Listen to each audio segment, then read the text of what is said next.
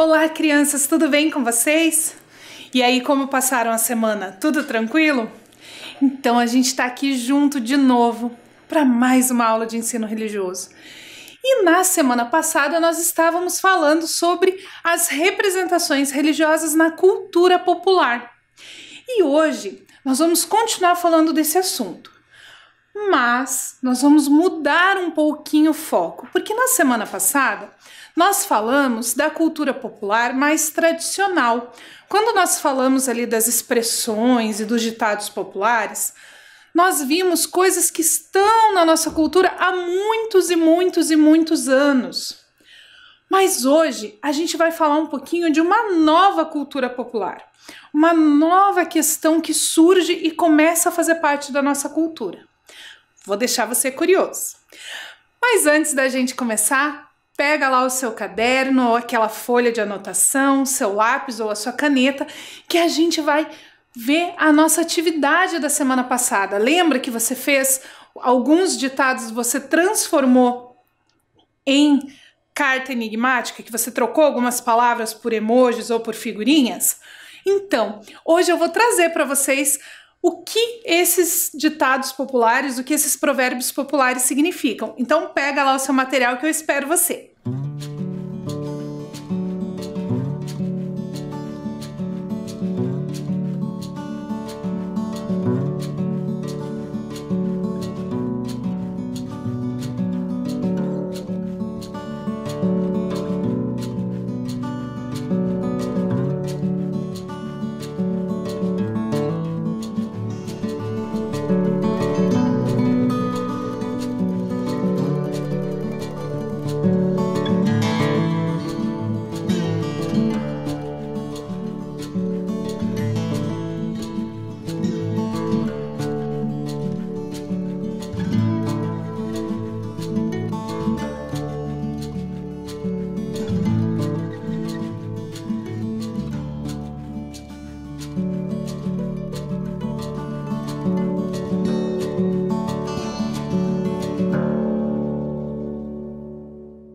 Achou aí sua anotação? Achou o seu caderno? Então vamos lá para o primeiro. O primeiro era mentira tem perna curta.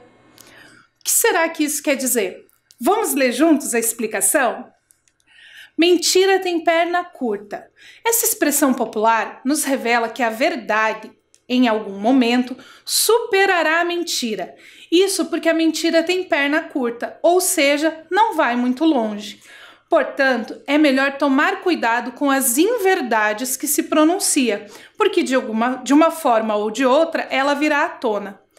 A gente usa essa expressão para alertar as pessoas. Ela é um ensinamento, um alerta, de que se você contar uma mentira, em algum momento as pessoas vão descobrir. Por isso se usa perna curta, porque vamos pensar em dois cachorrinhos. Sabe aquele cachorrinho que a gente chama de linguicinha, que tem a perna bem curtinha? Agora imagina um dog alemão, que é aquele cachorro igual o Scooby-Doo, bem grandão. Se os dois derem um passo, quem que vai mais longe? O dog alemão, porque ele tem a perna mais comprida, então o passo dele é maior. Então esse ditado a gente usa para dizer para as pessoas que quando você mente, em algum momento alguém vai descobrir. Mas se você falar a verdade, o caminho é mais fácil, porque os passos são maiores. Então, não é uma boa ideia mentir, não é mesmo? O próximo é dando que se recebe. O que será que eles quiseram dizer pra gente com isso? Vamos ler juntos a explicação? É dando que se recebe. Esse provérbio nos indica que quanto mais nos doamos e ajudamos os outros nessa vida, mais isso nos beneficiará. Isso significa que quem se beneficiou da nossa ajuda em dado momento não hesitará em fazer o mesmo quando precisarmos de algo. Tem uma outra frase que é bem famosa também, que diz que sempre fica um pouco de perfume nas mãos de quem oferece flores. E é mais ou menos no mesmo sentido desse é dando que se recebe. Por mais que a gente não receba de volta da pessoa para quem a gente deu alguma coisa, isso vem de volta para nós em forma de boas energias, em forma de bênçãos. As pessoas que ajudam os outros também são ajudadas, seja aqui no plano físico ou no plano espiritual, porque essas pessoas são pessoas muito boas e normalmente as pessoas gostam de quem é bonzinho, não é mesmo? O próximo que você transformou em enigma era: diz-me com quem andas e eu te direi quem és. Os pais adoram usar esse ditado popular. Os pais sempre falam isso pra gente, principalmente quando nós entramos na adolescência. Mas o que eles querem dizer com isso? Diz-me com quem andas e eu te direi quem és. Relacionado com a ideia das influências que sofremos das nossas companhias. Esse ditado popular alerta para as qualidades e defeitos que podemos copiar das pessoas com quem mantemos contato. Então, o que ele quer dizer com isso? Que se você anda com um grupo de pessoas ruins, quem vê de fora vai achar que você é uma pessoa ruim também. Se você anda com um grupo de pessoas boas, quem vê de fora vai achar que você é uma pessoa boa também. Então, as nossas companhias, muitas vezes, influenciam não só em como a gente age, mas como as pessoas nos veem. Vamos pensar um pouquinho. Já aconteceu com você de você sentar na escola do lado de um coleguinha que não parava quieto e levou bronca da professora junto com ele? Mesmo sem estar fazendo nada? Por quê? Quando a gente olha, dá a impressão de que todo mundo está fazendo arte junto, todo mundo está fazendo bagunça junto.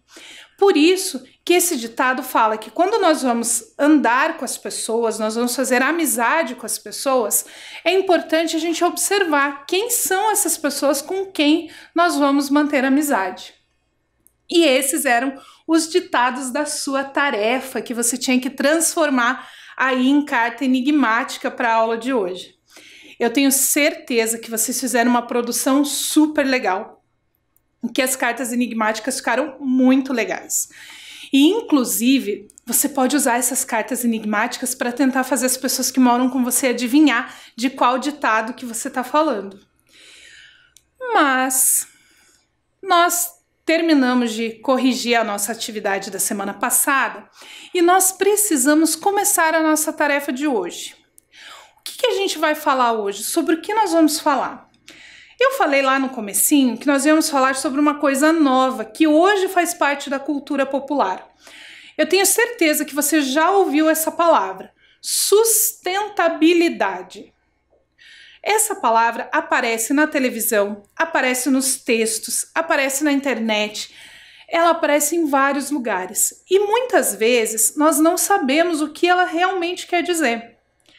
A sustentabilidade, ela tem várias preocupações. Não é só o meio ambiente, não é só a relação de consumo. São vários elementos que fazem parte da sustentabilidade. Nós hoje vamos falar um pouquinho da questão do meio ambiente, porque você deve estar se perguntando aí, mas o que a sustentabilidade tem a ver com o ensino religioso? O que o ensino religioso quer falar sobre isso? Pesquisando, nós descobrimos que o meio ambiente faz sim parte da cultura religiosa, mesmo que às vezes a gente não saiba. Para isso, nós vamos ver agora o que as religiões falam sobre o planeta. O que as religiões falam sobre o meio ambiente, sobre o cuidado com o meio ambiente? Será que eu, sendo uma pessoa religiosa, eu tenho que me preocupar em cuidar da natureza também?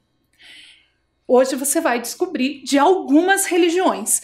E eu tenho certeza que se você pesquisar um pouquinho da religião que você segue aí na sua família, ou das religiões que você já aprendeu na escola ou nas nossas aulas, você vai descobrir que todas as religiões vão falar alguma coisa sobre o planeta Terra. Quer ver só?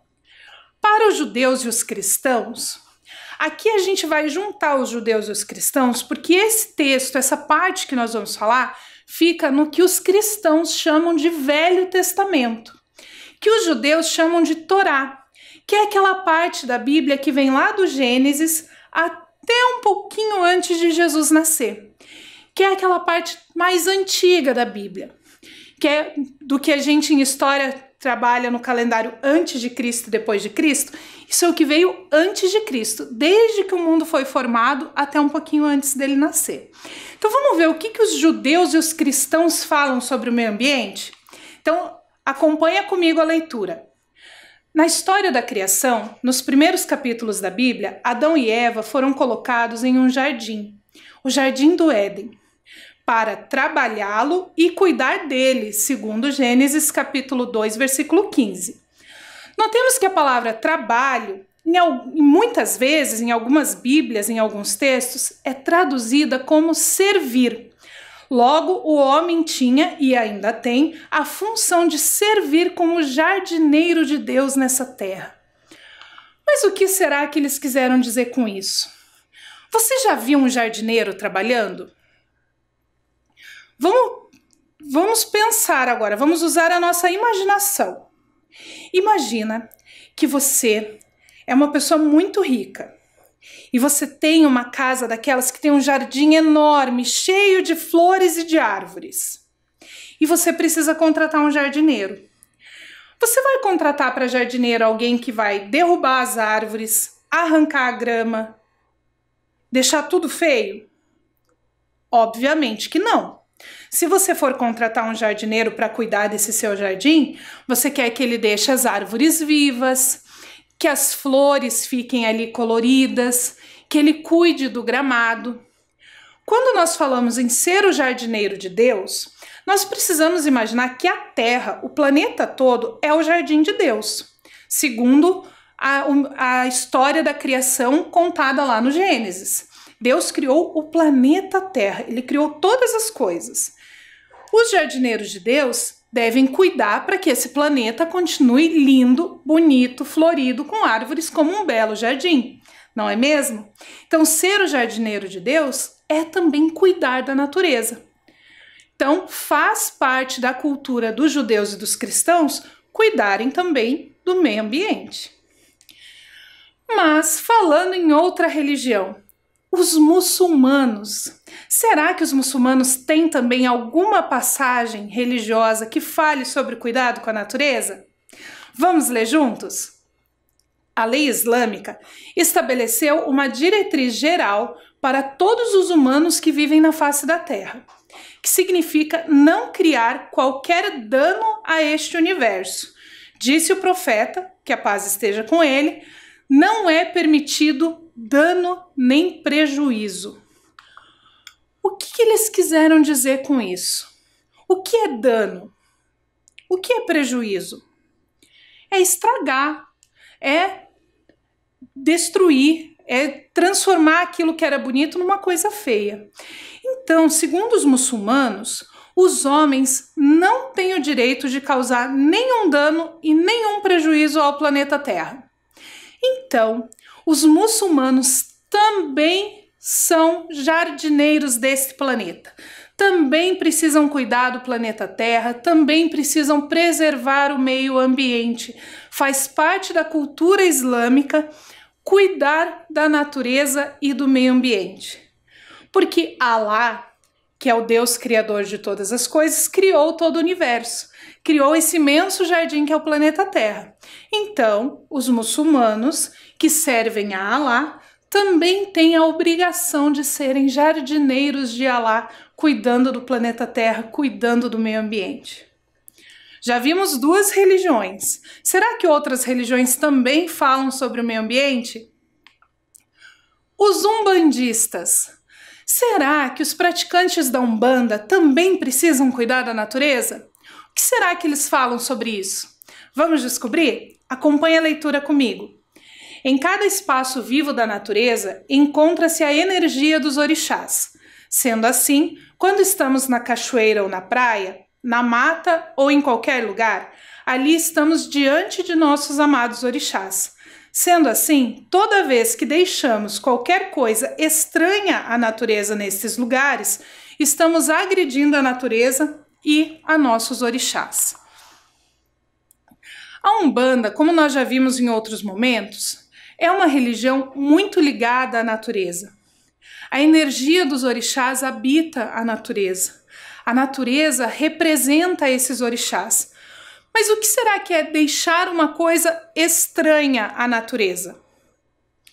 Vamos pensar num rio agora, um rio bem limpinho. Se eu jogar um sapato velho dentro desse rio, esse sapato velho, ele faz parte daquela paisagem, faz parte daquele rio, ou ele é um objeto estranho à natureza daquele rio? Ele é um objeto estranho à natureza daquele rio. Portanto, ele está agredindo aquele rio. E, para os umbandistas, agredindo o orixá, a energia que habita também aquele espaço. Então, para os umbandistas, é muito importante essa questão da natureza. A natureza é a força vital desses orixás, eles vivem ali. Essas energias estão presentes ali. Então, agredir a natureza, derrubar as árvores, sujar os rios ou qualquer outro elemento da natureza, é também uma agressão a esse orixá, a essa energia, essa força da natureza. 3 religiões já. Olha quanta coisa faz parte da cultura dessas religiões e que também fala de meio ambiente. Vamos ver mais uma? Os budistas. Será que os budistas falam também da natureza? Vamos ler juntos o que eles dizem sobre isso? Se explorarmos o meio ambiente de maneira extrema, embora possamos conseguir algum dinheiro ou outro benefício com isso agora, em longo prazo, nós próprios sofreremos e as gerações futuras também sofrerão. Mas o que será que isso quer dizer?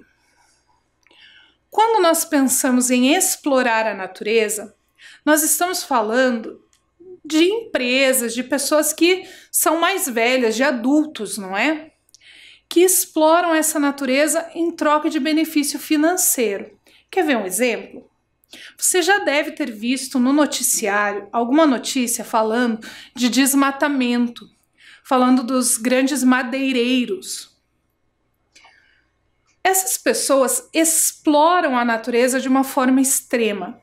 Aí você deve estar pensando, mas professora, para fazer uma mesa, a gente precisa de madeira. Para fazer papel, a gente precisa de madeira. Para fazer uma casa, a gente precisa de madeira. Sim, mas essa madeira pode ser plantada, ou quando eu derrubo uma árvore, eu plantar 2 ou 3 no lugar, substituir essa árvore.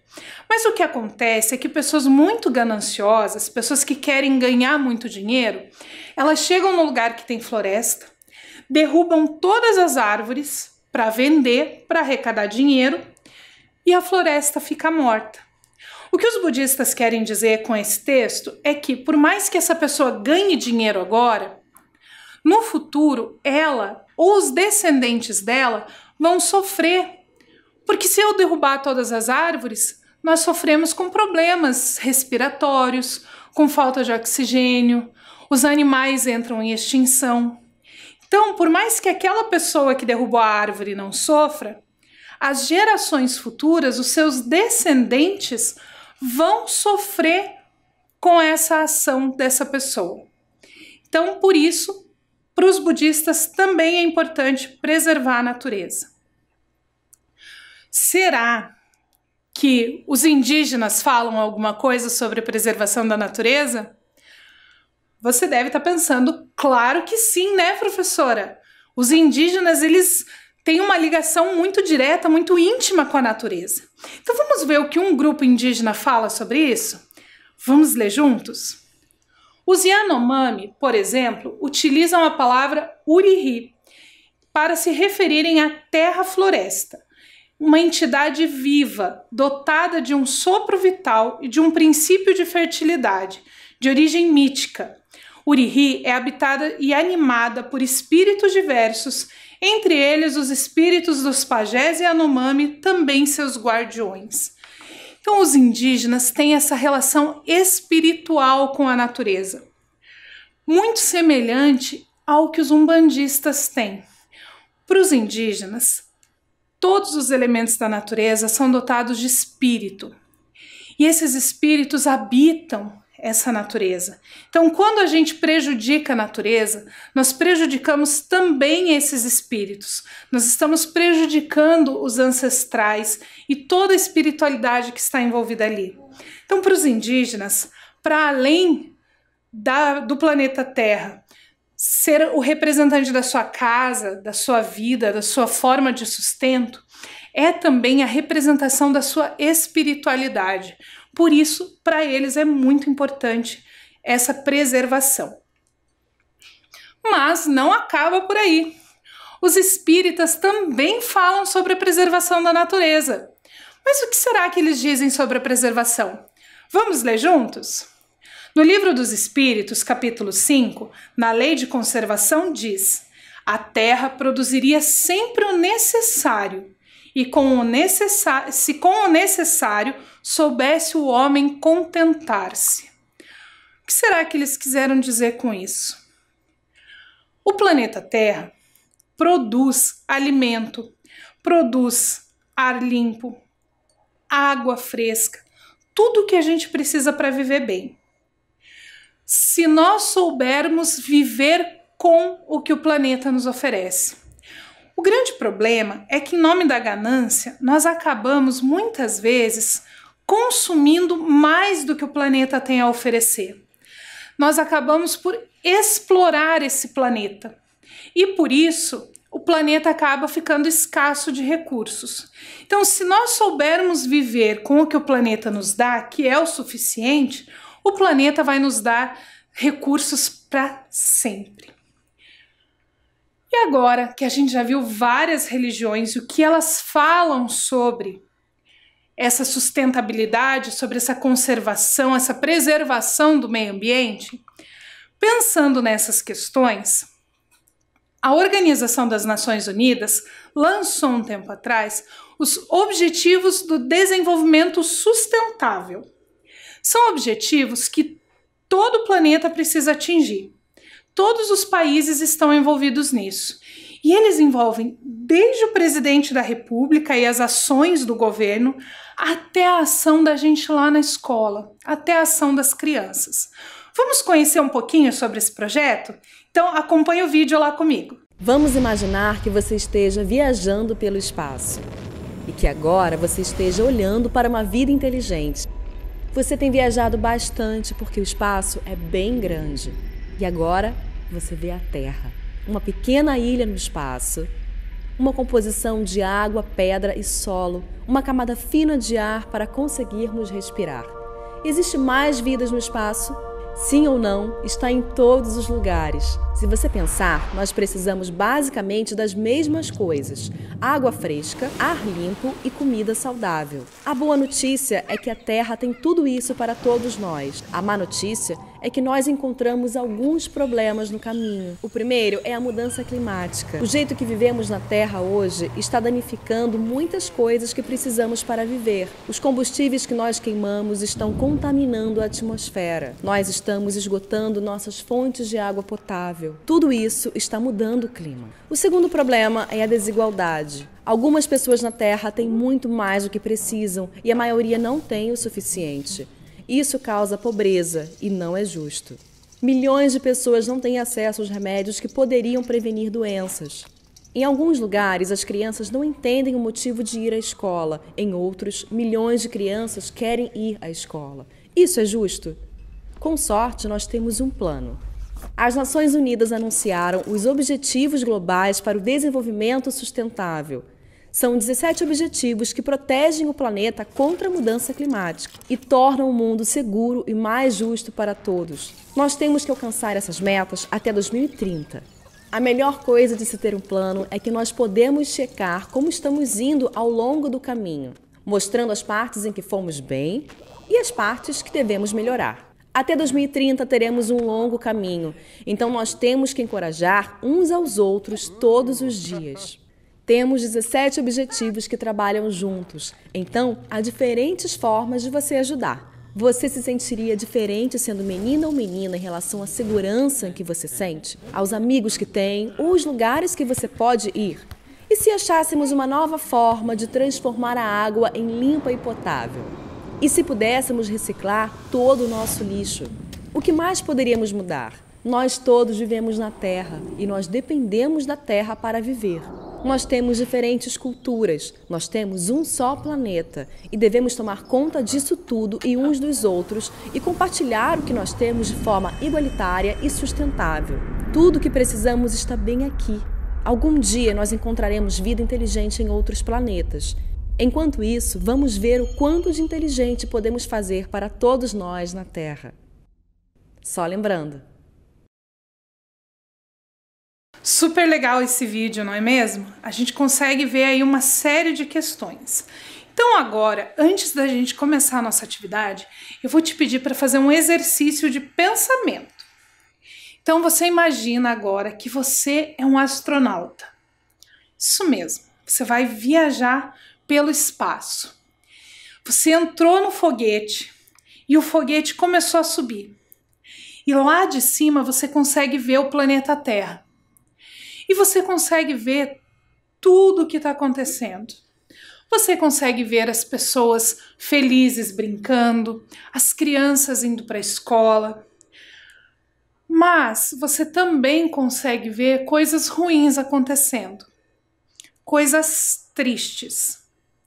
Coisas que não deveriam acontecer com o meio ambiente, com as outras pessoas, crianças que não podem ir à escola, pessoas brigando, jogando lixo na rua.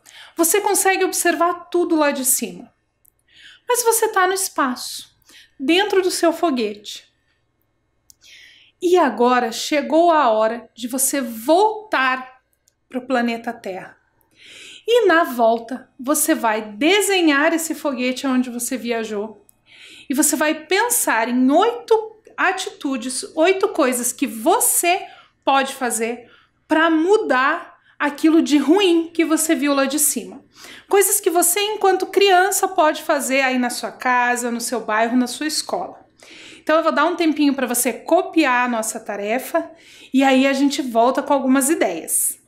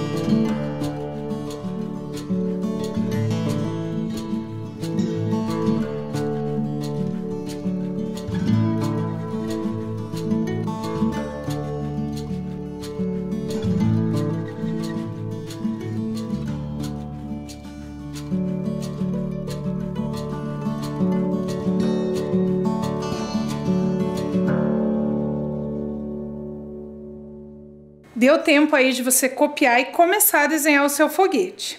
Para você ter uma ideia do que você pode escrever aí, de ações que você poderia ter para ajudar a cuidar do meio ambiente ou resolver as coisas ruins que você viu lá do espaço, eu trouxe um vídeo para você ver um pouquinho de uma das ODS, que são esses Objetivos de Desenvolvimento Sustentável. Tem alguns que falam sobre o meio ambiente e sobre a preservação da água. Então eu trouxe um vídeo para você ver um pouquinho sobre esses dois objetivos. Vamos assistir juntos?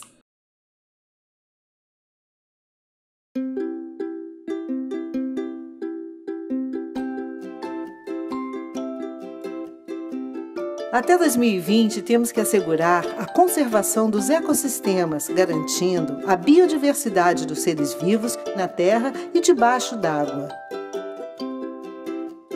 Como pode as pessoas fazerem isso? Tem animais vivendo nesse local. A gente ainda bebe essa água.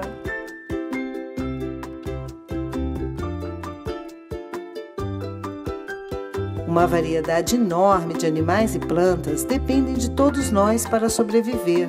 E nós dependemos deles também. Nós mesmos poluímos essa água.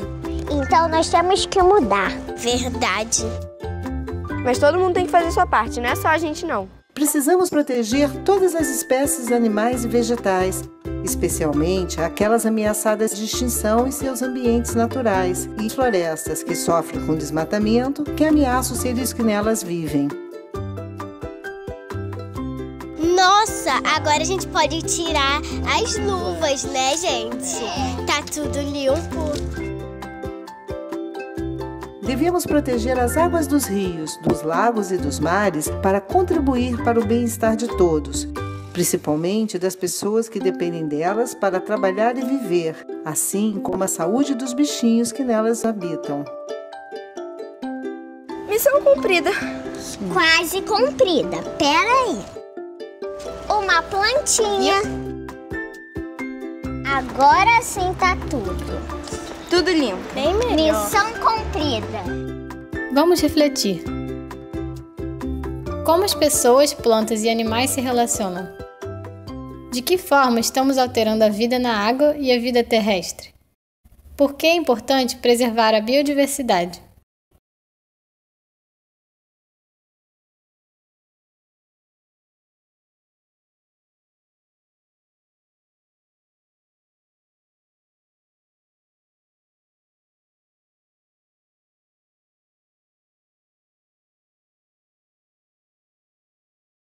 Nesse vídeo, uma coisa que chamou bastante a minha atenção quando eu estava preparando a aula é a questão de que essa água suja, ela também é a água que a gente consome.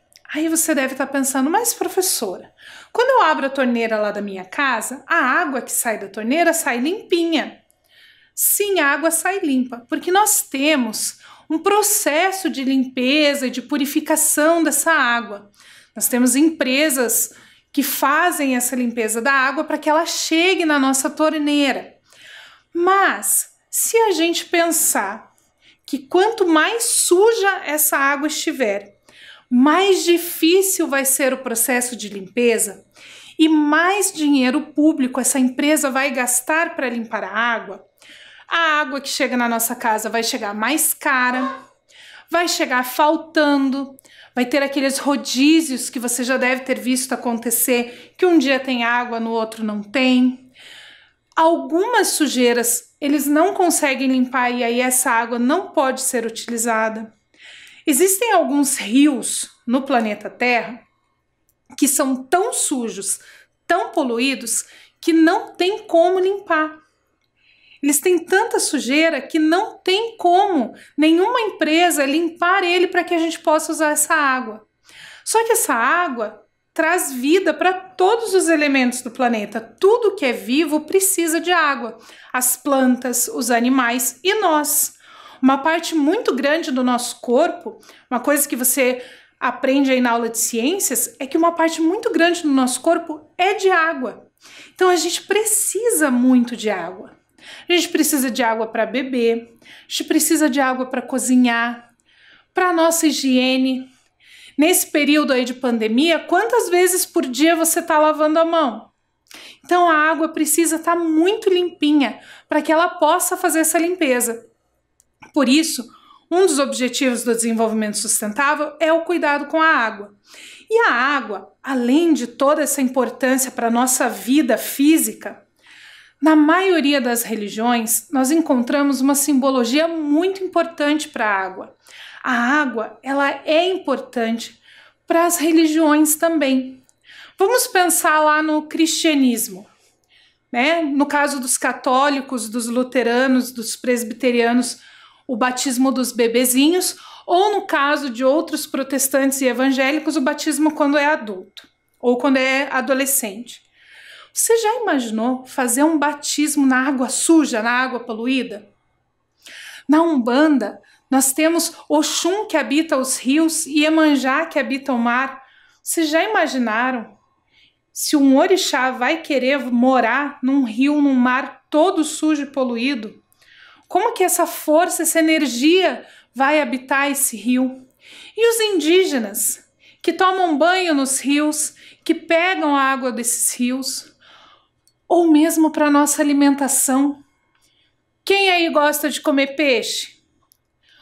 Você ia comer um peixe que veio de um rio todo poluído? Será que esse peixe seria bom para a gente comer? Então tem várias questões muito importantes para a gente pensar sobre a água. E não só sobre a água. Lembra que nós imaginamos que nós estamos lá em cima? Será que o ar que a gente respira está limpinho? Várias religiões falam também sobre o ar, sobre o sopro vital. E se eu assoprar um ar todo poluído, todo sujo? Será que os deuses, os santos, os orixás, os espíritos ficariam felizes de saber que a gente está estragando esse ar que eles criaram para a gente? Então são questões muito importantes para você pensar. E eu vou te dar um tempinho para você anotar essas questões e outras que você pensou lá do lado do seu foguete. Nossa atividade é para que você anote 8 coisas que você pode fazer para ajudar a cuidar desse planeta, para ser esse jardineiro do planeta Terra. Mas, se você souber mais coisas do que 8, pode anotar. Na semana que vem eu te mostro as coisas que eu vou anotar durante a semana. Então eu vou dar um tempinho para você anotar aí as 8 coisas, os 8 objetivos que você pode fazer para resolver um pouquinho do problema do planeta.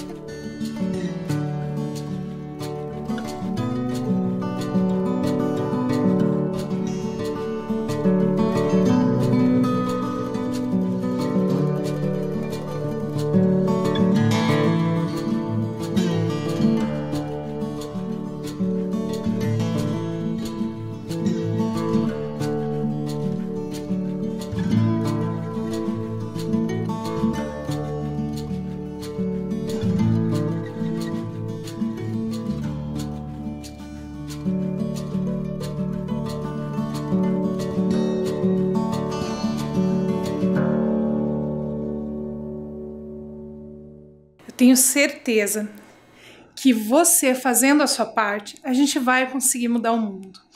Você deve estar pensando, nossa, professora, mas é tão pouquinho que eu posso fazer. Mas imagina quantas crianças existem no mundo. Se cada uma fizer um pouquinho, juntando vai ser um montão. Então fique bem, lave bem as mãos. Na semana que vem eu mostro para você os objetivos que eu anotei na minha casa e a gente vai ver o que nós podemos fazer juntos. Até semana que vem!